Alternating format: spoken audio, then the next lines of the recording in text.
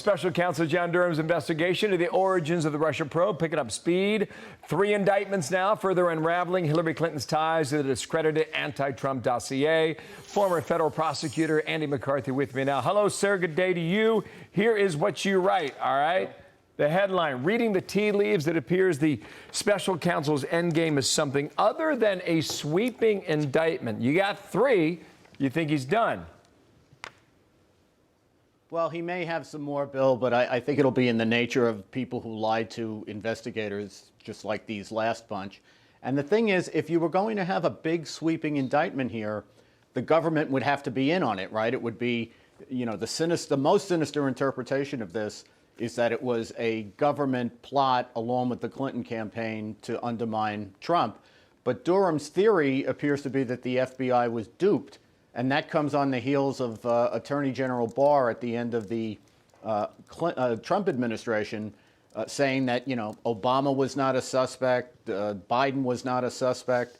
Then before they interviewed CIA Director Brennan, they said he was not a subject of the investigation. So I don't really see, I see a lot of incompetence here, and you can even say malevolence, but I don't think Durham is saying that rose to the level of criminal misconduct. Here are the 3 indicted. So Danchenko was last week. He's the Russian who was arrested in Washington, D.C. Also Sussman and Kleinsmith there on the screen. Andy, the last line in your, I read all of it very carefully. The last line in your piece, it will make for an infuriating report, but not a criminal indictment. So this kind of goes back to Bill Barr when he was AG, suggesting there may not be something criminal here, but how do the American people understand some sort of Clinton connection to be nefarious toward the Trump administration or the Trump campaign trying to link them to Moscow? It would seem to most Americans that there should be a price to pay for that. Go ahead.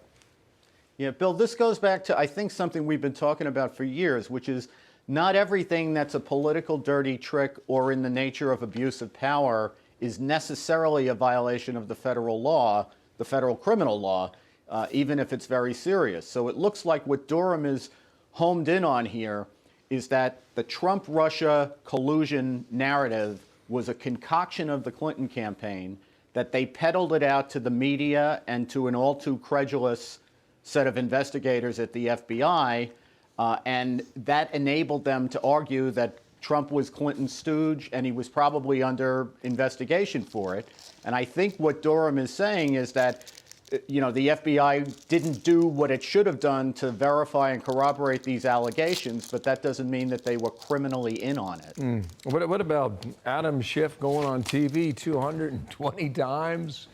What about the media being a player in all this? What about the way that it offset that administration? Jeff Sessions recuses himself, and off we go into the whole Mueller matter.